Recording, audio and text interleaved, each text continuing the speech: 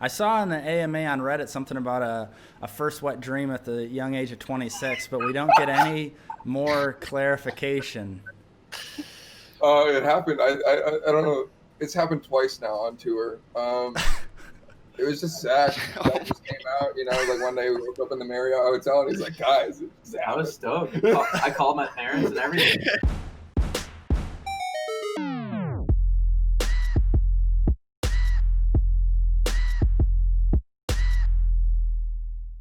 What's up, AVE listeners? We have a special interview with Charmer this week. So we wanted to do something like a little giveaway for them because they did this interview out of the goodness of their heart without really knowing who we were. So we're going to give away a Charmer college pullover. This one right here, sick merch. And we're going to give away one of the IVTs to two different people. To enter, you just need to like and subscribe to this channel, like this video, subscribe to this channel. And then if you want a second entry, you can comment and we'll give you a second entry. And we'll pull those next Saturday, the 19th. And just have your email and your YouTube and we'll send you guys the merch. So yeah, thanks for watching. Enjoy the interview. All right, welcome to the Valiant Effort podcast. I'm your host, Steve. With you as always, we got Martin, the top right, just rocking the Detroit Red Wings jersey. We got Max, consistent guest in the rose-colored shades. And we got special guests here with us, hailing from the Upper Peninsula, Marquette. We have Charmer. We have David and Zack from Charmer. So how's it going, guys? Good. How are you guys? Awesome. Martin, what jersey are you wearing? It's a no name. Oh, it's okay. Just it's the jersey of all time because you can wear it forever. And no one's like, hey, Datsuk retired 10 years ago. Loves all players equally. Yeah, exactly. And all good teams and bad teams equal. So he did that 10 years ago now? Yeah. Who knows? It's It's longer than we think, though. I'm sure it's longer than we think. It's got to be at least 5 or 6. I think that's a 7-year-old jersey. They wore that in the Winter Classic, like New Year's Day of 14, I think. So that's going to be a 7-year-old jersey. Connoisseur over here. I remember that game pretty well. Yeah. It's a special game, I think, in all of our hearts. So, we do want to talk about quite a few different things here.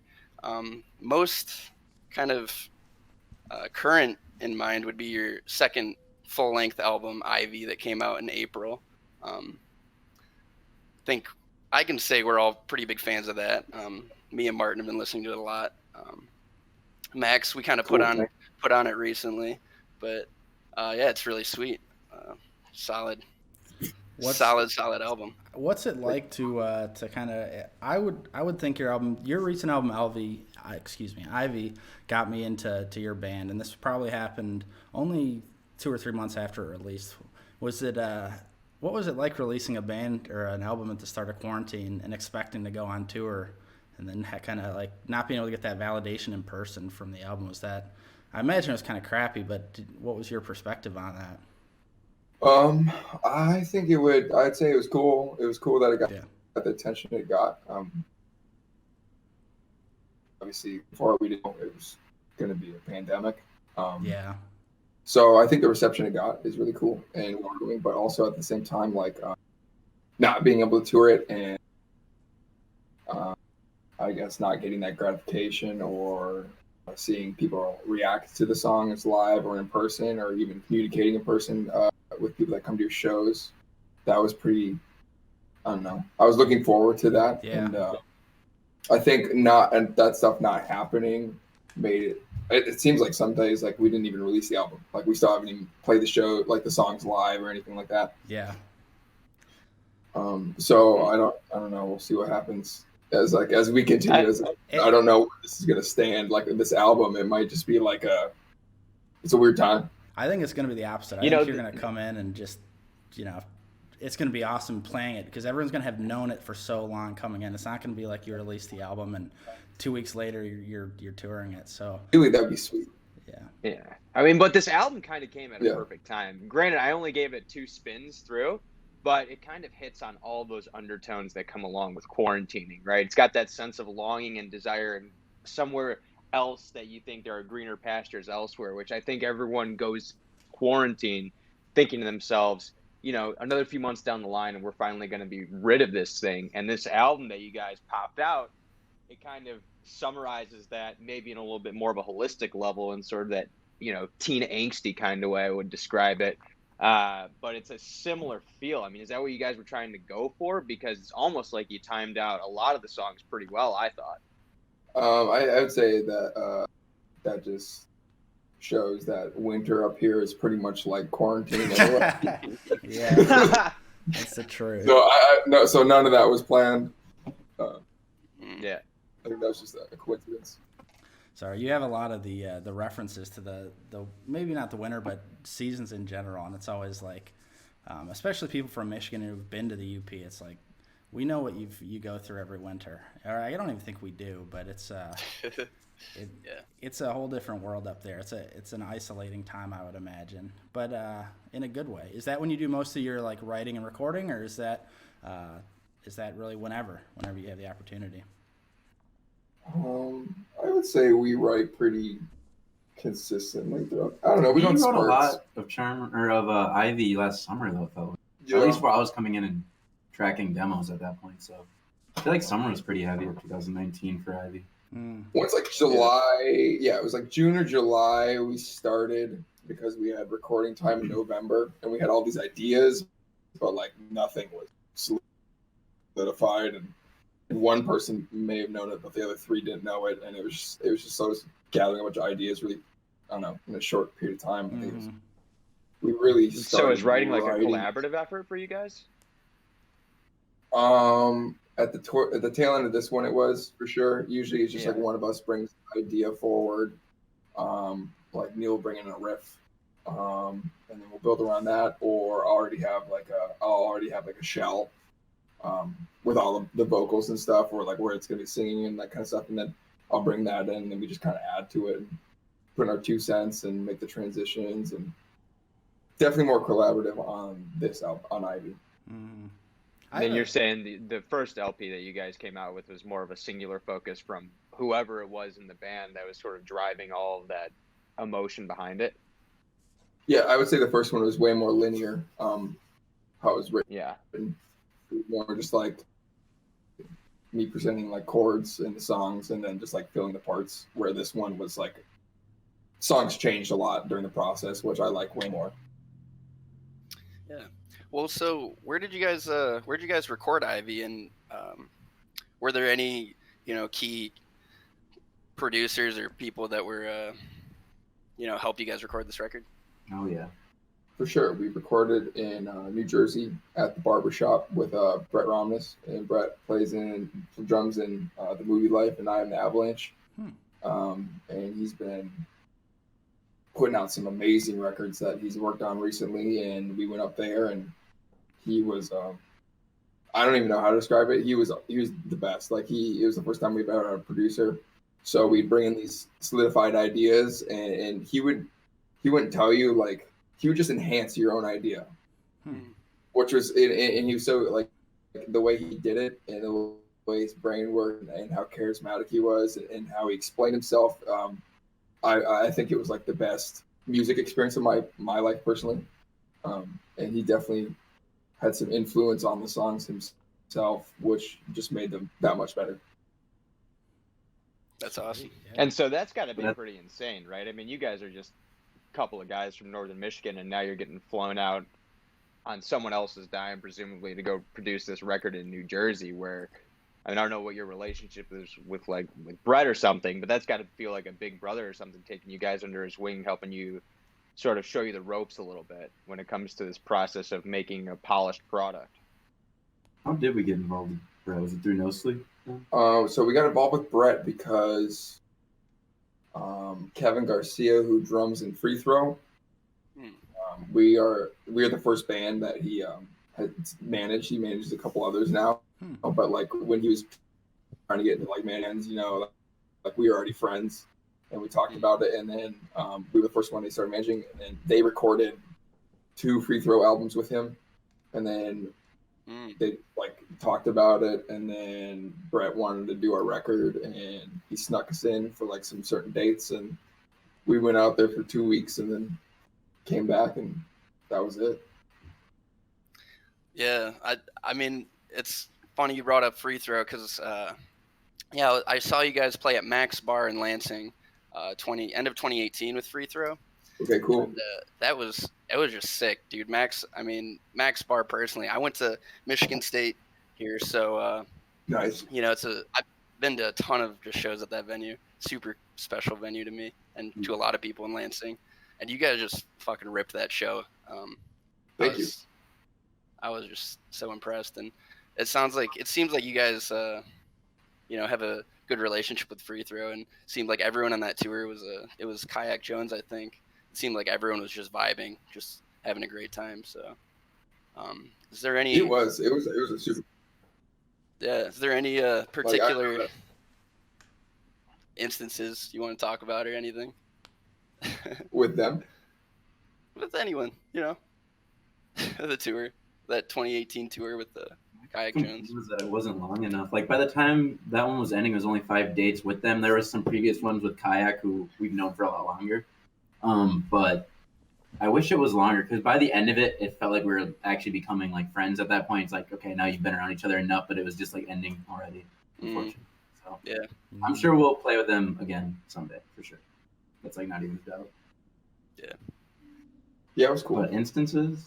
I don't know. It just wasn't long enough because like going into that, like Free Throw was definitely a band that that I listened before Charmer was a band, and I like listened to music and I was like, oh, I like this music. People can make music like this. That's sweet. I didn't know that. You know, like I would like to do something like this musically. So to go like full circle and then do those dates with them was really cool. So a lot for me is like just like, oh, these are just, you know, your buddies now, which was cool. But yeah, it was not long enough. Yeah. Do you guys have a ritual before going on set that you gotta do? No, maybe we should start maybe doing something. Chanting or something. I feel like we just like go up there and we're like, are you ready? It's time, I guess. Yeah. I guess we start the song now. Yeah, sometimes we don't even talk, I feel like. We Sometimes- probably just start the song. Yeah, we'll just walk up. We're like very quiet, all of us. So Yeah. we'll just kind of do the thing, and then Not as people. It's just like when you're on stage on the spot, it's so hard to fill in the empty spaces with banter. It's way harder than you think. yeah, I personally just choose not to because I see other bands and sometimes they like be talking between sets. I'm just like, okay, you're sick, just stop talking. So like that's my biggest fear. I don't want to say something stupid, and I often like will just like shit out non-existent words. Like I'll be trying to say something, but like my brain just can't do it, and I'll just like. Yeah. That's the tough part. That actually reminds me of you guys just did an audio tree session, which is awesome. I don't know. Yeah. This was the first time you went there, right? I had heard maybe you had a previous one, but no, this was a no. Okay, so what was that like? I mean, that seemed super cool. And what reminded me of that is that time too. You guys were playing. I feel like in a lot of audio trees they talk or they banter after the songs a little bit, but you guys you did stay true to that, and you really were just playing the music, which is cool. That wasn't a choice. No, there was no. It's COVID, so there was no interviewer. Oh, okay, that's why I felt So different. we got there, I was like, yeah. So like when we got there, they're like, oh, you don't get an interview. I'm like, okay, well, we tune, you know, it's your song, so it's like we'll just fucking do it, I guess, you know. Yeah. That's great. This might But be it's not like I'm gonna. sorry, I said this might be a hot take, but sometimes the interviewers on the audio trees, I don't I don't know. Sometimes it just takes away from the music a little bit, and I'd rather just, put on this 26-minute video and listen to the whole session. But that's just my take. I like to see what the band is like outside of just their music. So I was really excited for that part, and they told us it wasn't happening. And not to mention, we're all kind of like spread out in four corners of the room. So even though we kind of maybe talked a little bit while tuning to each other, but it doesn't even get picked up by the mics. So it was really just like everyone's takeaway from that was like sick tuning video. That's like everyone's reaction. At least we're known for something. It's a funny joke. I'm not like bummed about it. Originally when they like had the live stream up, it did have those dead periods where now if you watch it, like they don't exist. And we knew that was going to happen, but when the live session was up and we're just fucking wailing on our tuners, I was like, sick. Yeah. This is gonna go. Right. Now, Audio Tree, that's kind of a big deal for anyone that's sort of participating in your genre, right? So, I mean, when you guys get reached out and is asked to be on this show, that must have been a pretty big deal for you guys, right? It's kind of scary. I personally didn't want to do it just because we hadn't played a show at that point since like November. It's been a year. So that was our first show in a year. About exactly a year. And Yeah. I don't want to like. It sounds like we do nothing together as a band, but we didn't like play together at all during that year. Like we were just doing our lives. It was like we'd get together and hang out, but it'd be discussing like other stuff. Like we didn't start working on our new music yet. So we got together. Right. So you're scared of going in there and you're feeling rusty a little bit. And I was very nervous. Yeah, I have a lot of anxiety performing. Yeah, that's really, I mean, that's a lot of like sort of the nucleus of what emo is, right? I mean, it's sort of talking about that anxiety and using it as an outlet. But I mean, simultaneously, as you guys are feeling rusty and maybe like you're not sort of as precise as you'd want to be up on stage, it's simultaneously got to be huge for you guys as a band because of the platform it allows you, right? So you guys have got to be amped about that just as much as you're sort of anxious about the prospect of going on there and playing when you're not at 100%. Oh, totally. But it was fine. Yeah. They were really good about making us feel comfortable. They were awesome to work with. It is nerve-wracking for the first time everyone had their own cameraman too, or camera person. And so it is weird to play directly pretty much to a camera. You don't want to just be like staring at it. So you're kind of like just trying to play naturally, but it's nothing. Nothing about it. It's all natural. So but they were awesome about making us feel welcome. It's just, it is what it is. So it is nerve-wracking. And not to mention now probably type in Charmer, I'm sure like that's the first video that's going to come up for a long time. Those audio trees like float to the top of the YouTube algorithm. So it's just like eternalized. Yeah, That's incredible. You guys did kill it though, and I often listen to that as opposed to like recorded tracks in the last week or so that you have on Spotify. So it was very genuine and awesome to hear. So thank you. It was pretty weird because we never played the album songs live. How we record on the album, so that like a couple weeks like before we were just trying to figure everything out, and we're like, oh shit, gotta figure this out quick. Do you guys record the album like as individual pieces, or do you play as a band together to record? Maybe that's just ignorance and not knowing the recording, but every band will probably give you a different answer. Okay. But what we did is what we would do is we play the song as a group. At the beginning of the day, we do like a song a day. And then once we get like the shell of it, the composition of where we want to do, like where we want to be, the band would play, but the drummer would be isolated in another room, and then tracked all the drums doing that way. And then once the drums were gone through, then each individual member will go play their part over it, and then layer it. I see. Okay. Get the best maximum like recording quality. That makes sense. that's interesting. So when you guys are playing Audio Tree too, that's probably got to be a pretty, I mean, relatively, just in terms of the production quality and what you have available to you on the daily, that's got to be a far cry from maybe like your first performance or something along those lines, right? What, the equipment that they have? Oh, just the experience, the equipment, the experience, the expertise that surrounds you. I mean, Yeah, for sure. I mean, I would definitely say Audio Tree was a lot better than playing like at a college basement full of Right. sweat and beer and shit. Like an old shitty PA that zaps you and shit. is that where you guys They got your dial start? You're sounds just playing so around well. in college. Yeah. Is that where you guys got your start? Oh, You're just yeah. playing around in the college basement scene and everything like that? I mean, so like, what's your first show like? How do you guys get together and decide, okay, we've got this show at, I don't know, a fraternity or something that we're going to play? Like, what's that first show like when you guys were going into it? Oh, I don't even remember. I can't even tell you the first show. I wasn't there, so. Yeah, I mean, we grinded like really. We've played our fair share of bad shows. Yeah. You just got to do it. Yeah. It's part of the grind.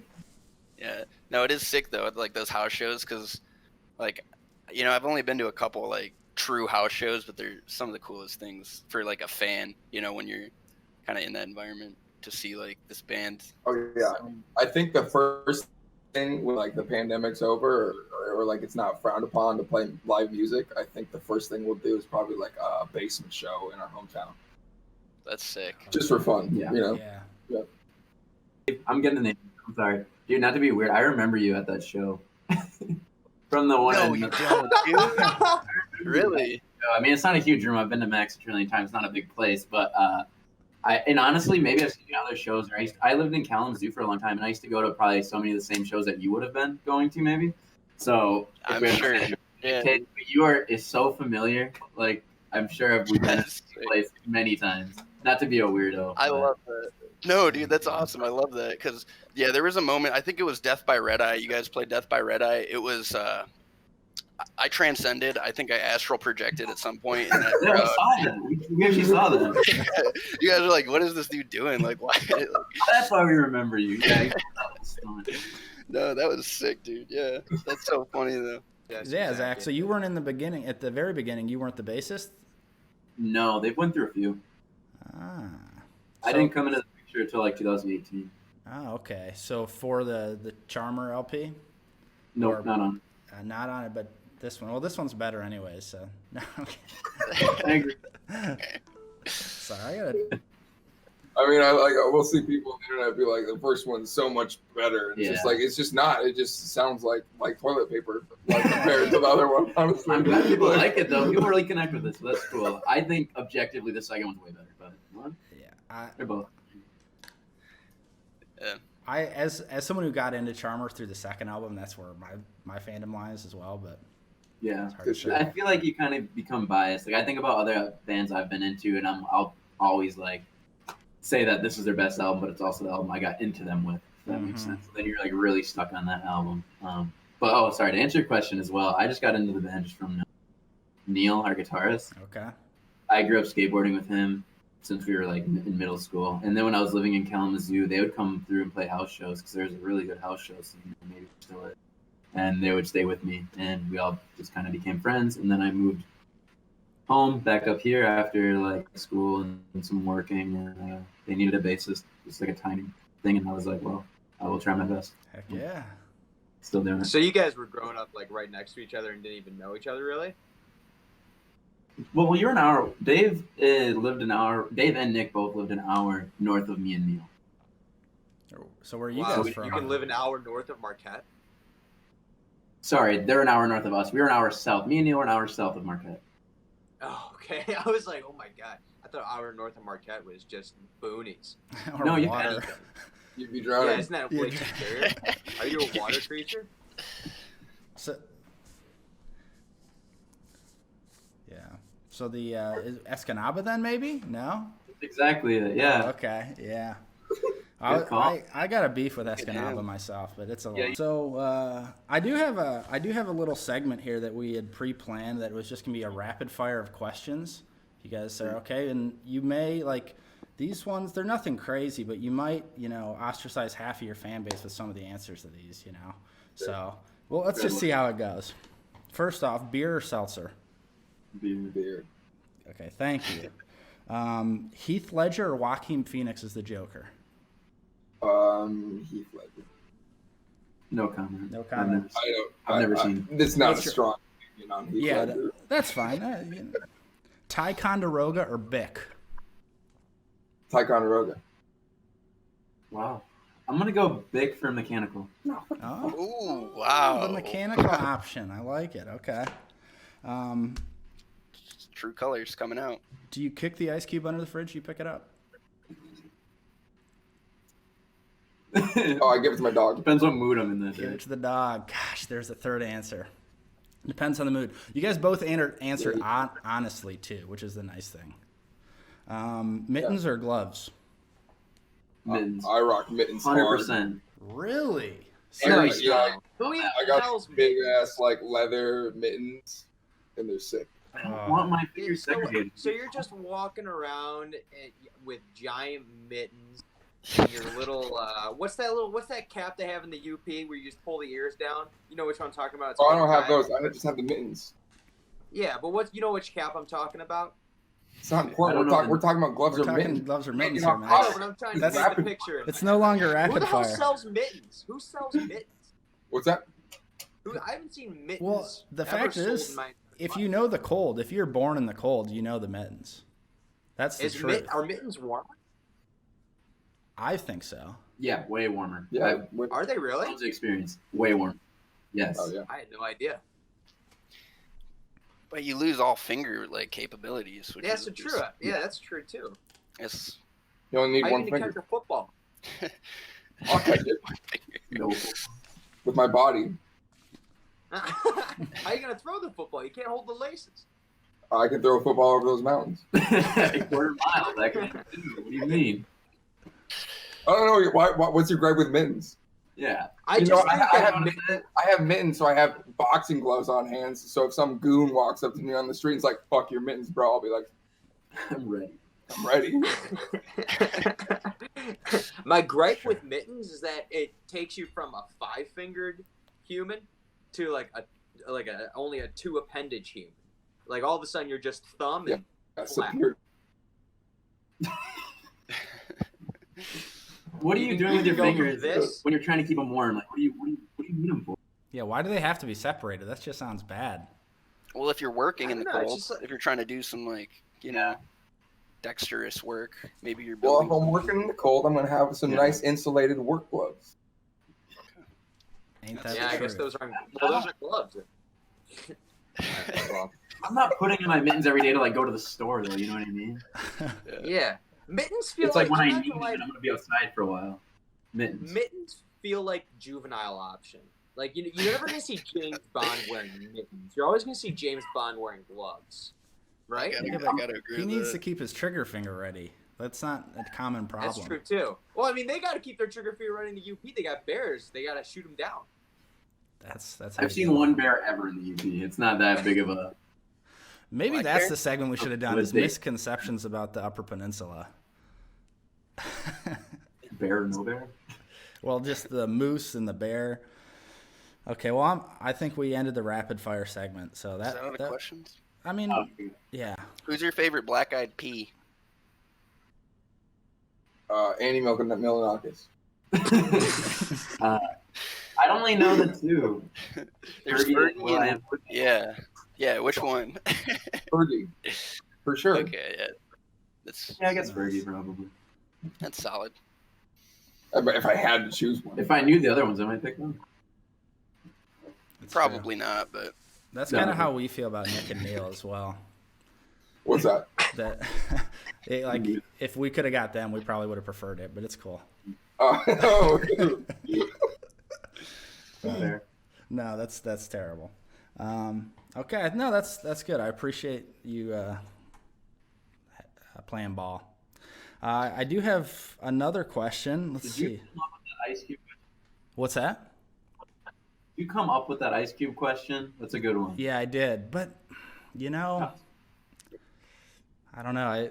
I don't think people would give an honest answer, but you guys both gave honest answers. I had a second question ready. If you both said pick it up and throw it in the sink, I was going to say, "Are you lying?" was the next question. But Done you guys both. didn't play into that. I thought I had you. I mean, I don't think there's a reason to lie about that, though. Too, I guess that's true. like I kick them under all day. I could drop a whole ice tray, and they're all going under the fridge. Everything's short circuiting. What the? It's just water. What inspires you to pick up that guitar the first time? I guess because, for I guess a lot of your fans who want to know more about you, I mean, what inspires that first thing, and how does that all start for you guys personally? Right? I mean, are you just 12 years old and you just sort of knew that you wanted to play guitar?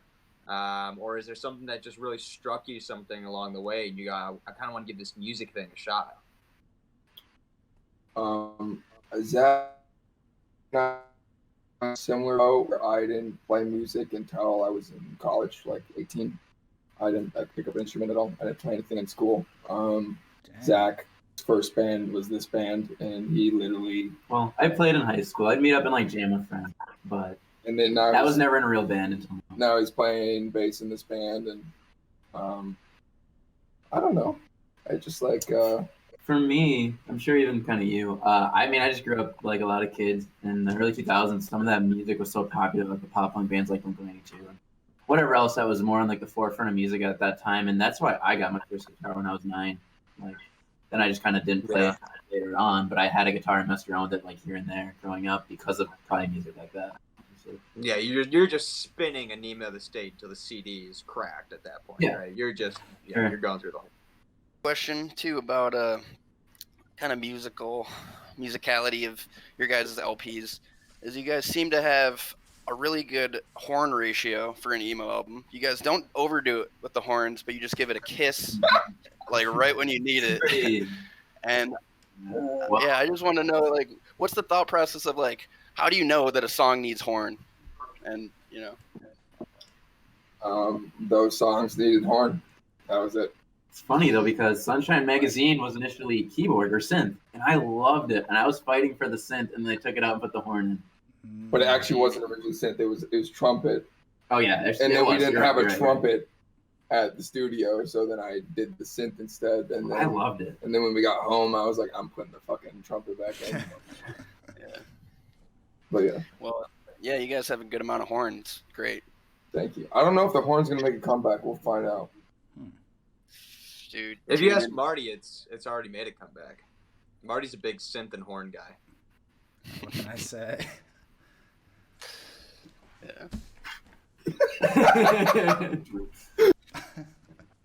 I'm done. So where do you guys see yourselves going next, right? I mean, so what's this next step? You put out the album. I'm sure you want to go and tour it. I guess creatively, where your head's at now that you've had, I mean, for the better part, 9 months or so to sort of sit around and throw some ideas against the wall. Where do you guys see yourselves going next in terms of creatively, commercially, all of that? I mean, where do you see that sort of heading for your band? I mean, I've slowly started with the next LP and just getting some ideas down. And then I think early next year, we'll get the whole band going on it. And in the meantime, I'm just working on other like loose end music projects that I'm doing with several other people. And then once we're all ready to go again, we're just gonna start fleshing out the next album and then go record it and keep on keeping on. Do you think that this time cooped up has sort of inspired a new sound or maybe a progression of the sound that you guys explored on that second LP? There's definitely gonna be a big progression that we thought about doing before we recorded what LP2 is. That I think will finally go. I mean, we're still going to be very much our band, but it's just adding more things that you learn growing as a musician. Other little things that you hear in music that you think to yourself, you're like, oh, I can implement some of that in our stuff, and just grow, mature as a band, as a group. Yeah, and sort of what's influencing those decisions of those little things that you obviously have, maybe not to tweak the band, but change the shape of those contours on the outer edges of what you guys sound like. I don't want to give away anything, so I'm gonna. Okay, of course. I think I can kind of give that answer. I feel like with Ivy, we didn't want to stray too far. I guess you could say you don't want to alienate a fan base that you kind of do have. So it's like maybe it was scary to explore some of those ideas until now, finally kind of being like, all right, well, we made this album, maybe we can kind of explore new ideas. Because who the fuck wants to make the same album again and again? Yeah, of course. You don't want it to get redundant for everyone too, because you want to keep them engaged with as you guys mature as musicians. Yeah, there's a sweet spot for sure without trying to alienate too many people. Yeah, so for sure. Yeah, I mean the trolls on the internet have to be just insane when it comes down to what you guys do, just because, especially when it comes to fans of this emo genre, they're so sticky to bands and what they sound like sort of the moment they hear them, that the instant you try to explore something new or you don't sound exactly like you did on that first track that they heard, they'll just troll the living hell out of you. I mean, how do you guys respond to that sort of like, whether it's criticism or rabid fandom that comes along with being a part of this sort of musical movement? We've been very fortunate where I have not really run into much of that. I wish people talked more shit on the internet about us. Honestly, I think it would be a little bit more. The most we really saw was That'll like be I like the first album better, but it really no one was ever like this album fucking sucks. Like everyone was pretty like I like the first one more, but Yeah. nothing too hard. Yeah, if it was gonna be anything, it was that. I don't know. Yeah. And those are the people that, they're always going to say that the first one was better regardless. You know what I mean? They're always going to say College Dropout was better than, My Beautiful Dark Twisted Fantasy or something. It's those types of people out there. Yeah, but it is better. Wait. That's debatable. We might I have to a cut question this for short. Martin. Yeah, Can I ask Martin a question? for sure.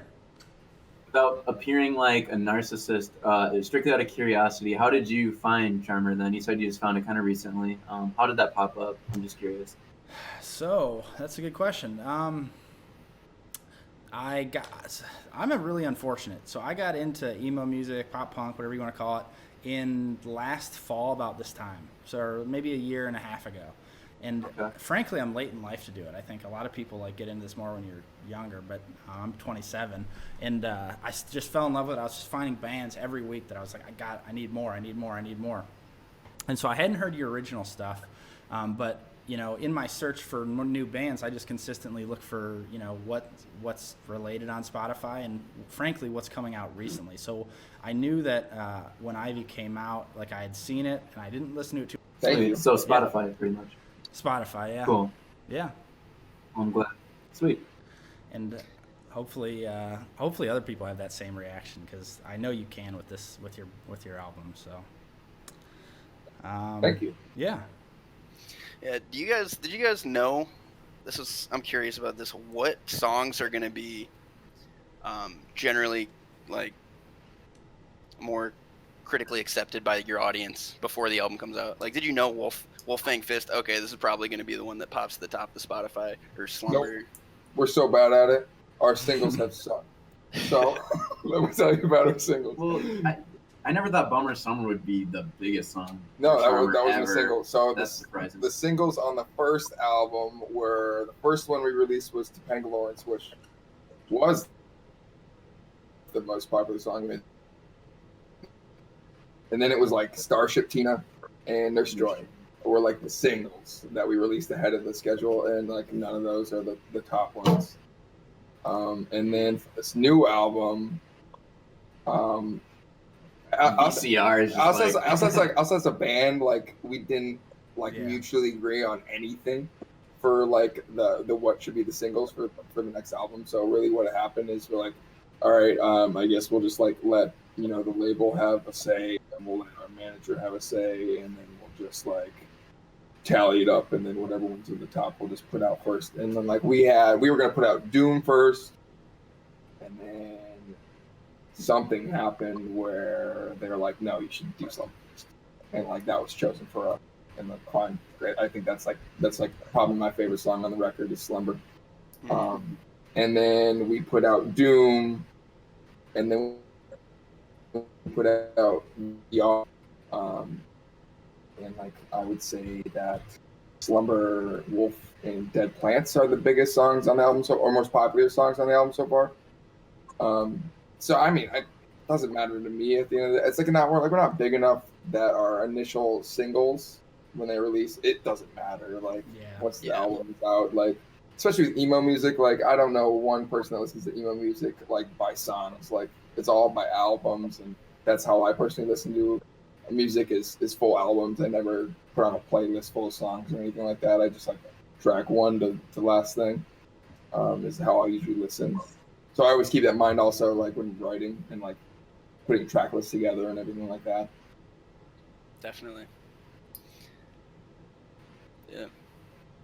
I got another question specifically for you, David. So the one of the things making this podcast to almost no listeners, like I even feel weird putting myself out there to the world to do anything creative, and even just being this. So how did you get over kind of like once writing music and being like talking about insecurities or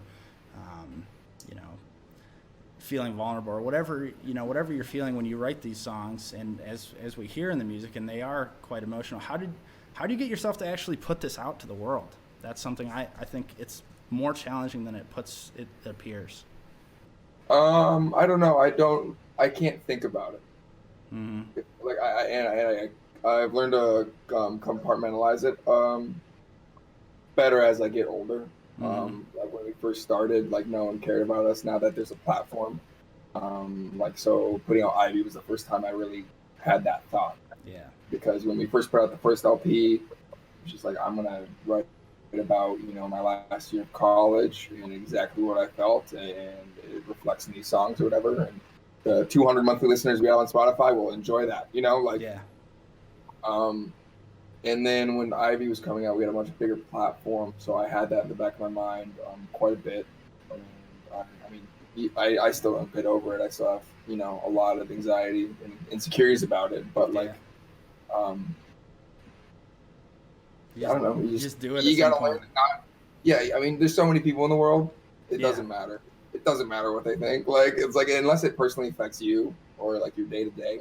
Yeah. No, that's a good way to think about it. But if like someone goes out of their way to, disagree or not like it or voice their opinion of not liking it, I probably won't even see it. Like unless someone's like, did you see like what this person said about you on the internet, and like sent me something, like I'm not going to see it, so it doesn't bother me. Mm-hmm.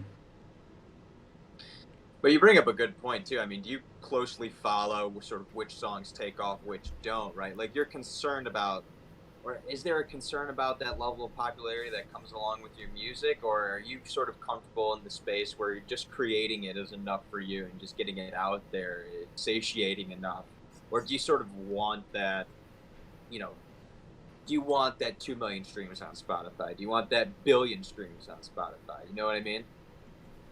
Oh no, it's just it's for us. It's definitely for us. It always has been. And if it changes, then like we're doing it wrong. If we just start pumping shit out just to like get numbers on the internet.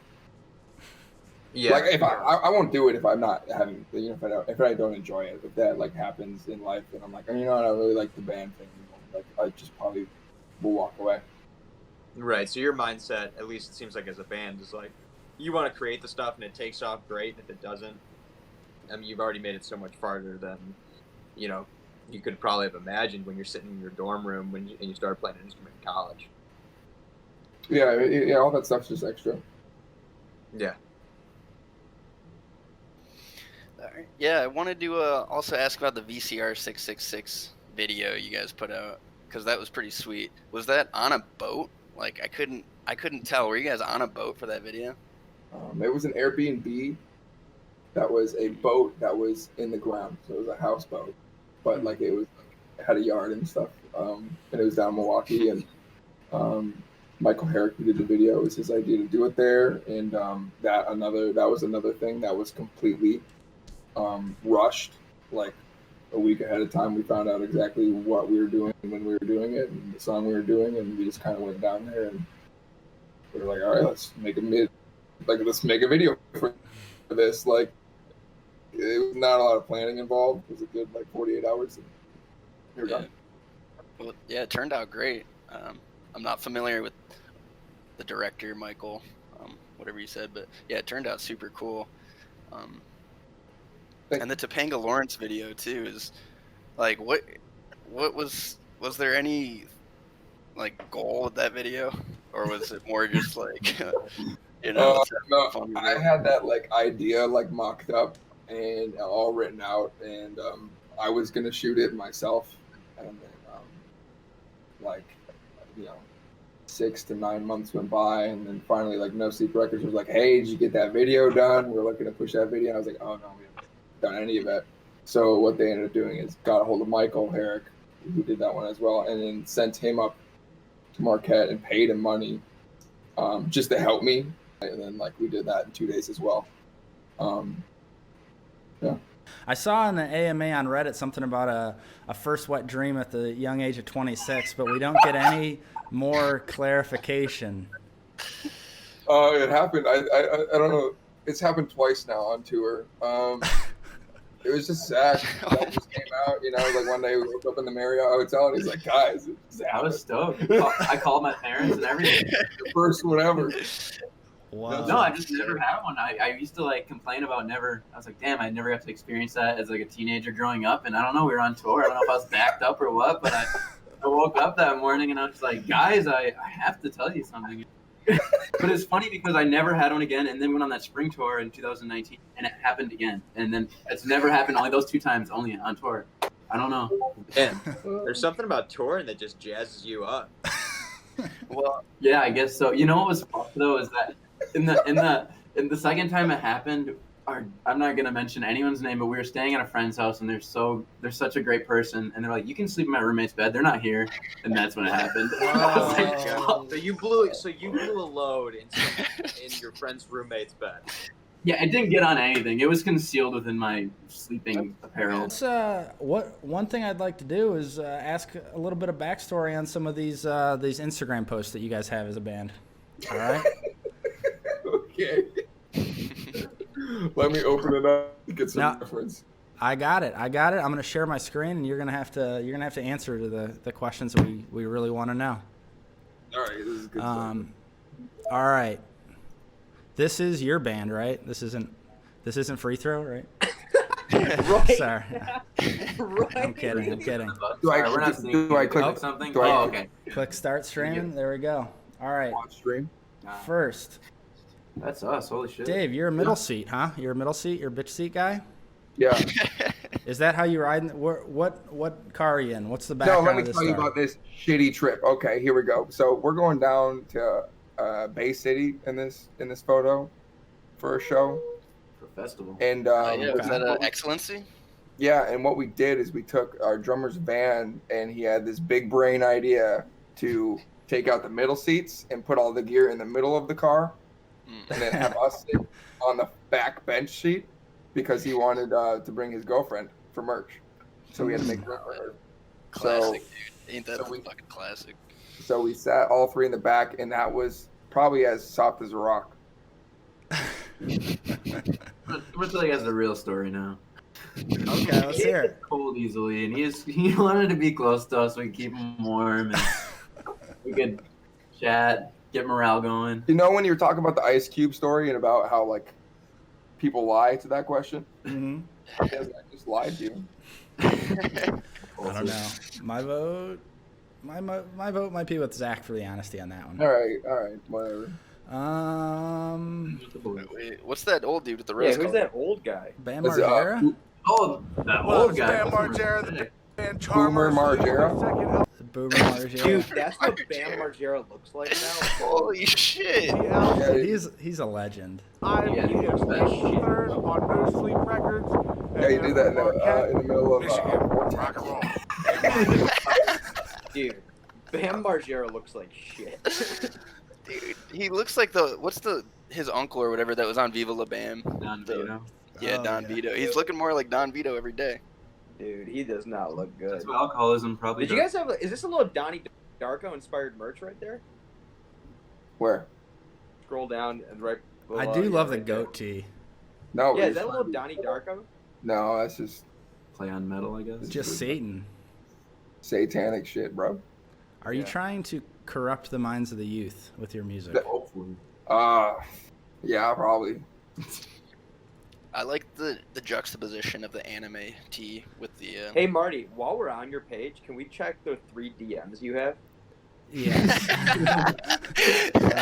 Yeah, let's see those DMs. It's gonna be memes. This one was one of my personal. What's up, y'all trying to play some pig? Oh yeah. This is good. Thing we've ever put out. No one cares about it. See the Why'd you freak. stop? Oh, well, because I can't hear you when I.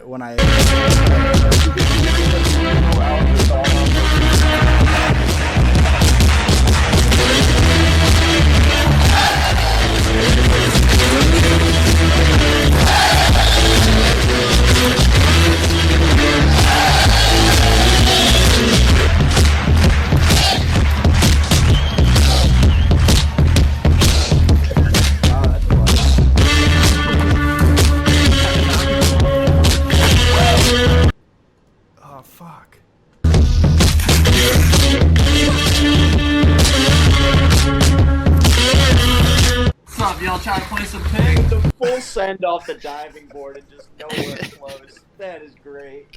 Just Yeah, this should get more credit, honestly. That made my day better watching it, personally. oh my god, dude, the flying eagle and not coming within like 8 feet of the rim. Glad you guys appreciate it. Oh, that's great stuff. I do got to ask about this What's too. the story behind this house? Yeah, this house is everywhere. Well, That's my childhood home. really? Yeah. And that's the trumpet player on the cover. And that's my younger brother on the cover. Oh, really? Nice, Yeah. nice. Giving away your address. So, what made you want to do the classic emo trope of putting a house on the cover of an album? So that wasn't like a trope It wasn't a trope then? at the time. No, like there was like the American football house, right? Yeah, pretty much just that. But then like Joyce Manor had did the house too, though. Was that a The Hotelier did. Hotelier. Yeah. yeah, but like 2 albums with houses on it, and I thought nothing of it, you know. Was this shot with the intention of being an album cover, or was it just shot and then later on you? Know the No, I story went. of that? I went to go shoot this for the album cover. Okay, didn't know that. Yeah, I don't. Yeah, it just became like a meme, and now like people come to Marquette and pose in front of it. Do your parents still live there or no? No, we haven't. I've been there since 2003. Yeah. Give out the address of yesteryear. Don't give out today's address. That's smart. Thick like. Yeah, I got you. I might as well for this guy too. All right, what do you remember this show? Yeah, that was Excellency Fest. Steven, are you in the? Did you guys transcend no. together in this one? Unfortunately, I was not at this one. Ryan Morelli, a frequent guest on this podcast, was at this. But so you might see him in there. I can't, but God, that's so fucking weird to see with all the COVID restrictions that are going on now. I watch like movies and I freak out, like, too. and I get weirded out when people go in public and the ones where I'm asking movies. I'm like, whoa, what the fuck? And then I'm like, oh. Yeah, same. Yeah. yep. All right, boys, stop me if you see anything nuts. Oh, okay, we got a Zack special here. Laying down some lines, bass lines. That is Zach. Heck yeah, probably a Slap. trillion, 100 tries. Just slapping bass. Just slapping the bass. Just You got? struggling. Is this in the recording studio, or is this just in where you're at now? Just practice pad. That was the studio in New That was, Jersey. yeah, that was the studio. Okay. Is that your guitar? Is that your white guitar next to it too, Zach? That's not mine. That's that mine. looks like Telly. That's yours. That's yours, Dave. Yeah.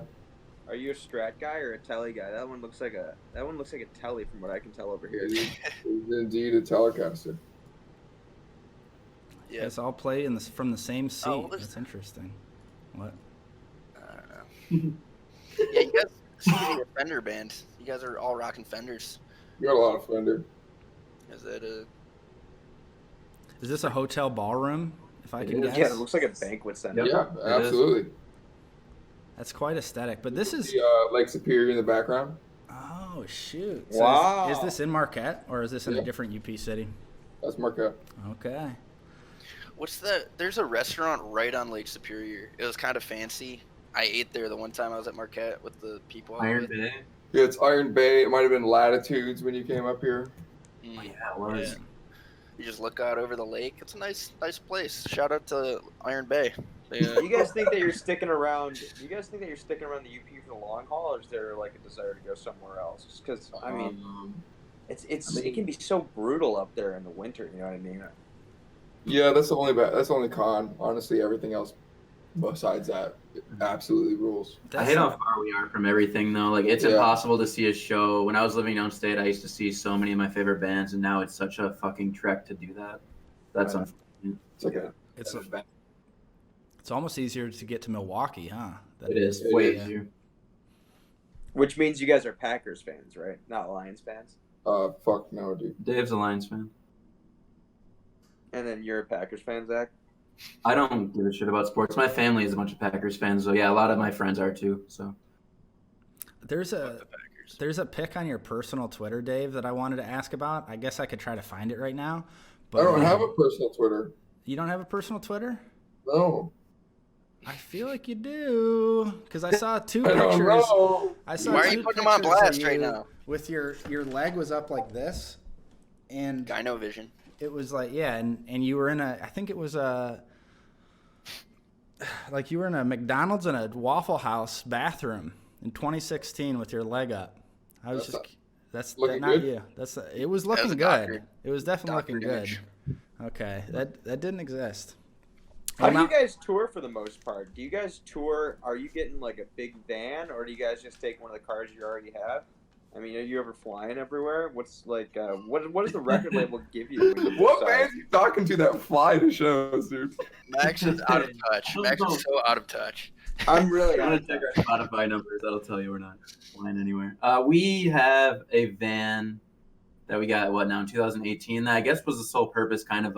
I mean, you got it because we were gonna tour in it, but Dave also uses it as his daily driver too. So we don't have. We'll get something when we tour again. Yeah. I guess you could say we just have a van and it's nothing special though. It's a very. This has got to be that's got to be a fun time though. Like half the fun of touring has got to be just the road trip that comes along with it and the camaraderie, right? Yeah, that's like the best Definitely. part, hanging with the boys. Yeah. Mhm. I'm actually pretty jealous of that. That sounds like a fun time. Oh, there's a hot mulligan pick. So yeah, I mean, I don't know him like on a personal level, but I mean, hot mulligan. A few of the members went to Michigan State at the same time I was there. Same, years coming through. So I saw a lot of hot mulligan shows in my day. They're pretty sick. Yeah, two of them are from the UP, so I've known them for a long time now. Yeah. I've known Chris since he was like 12. He used to come to the skate park, and I was probably not very nice to him.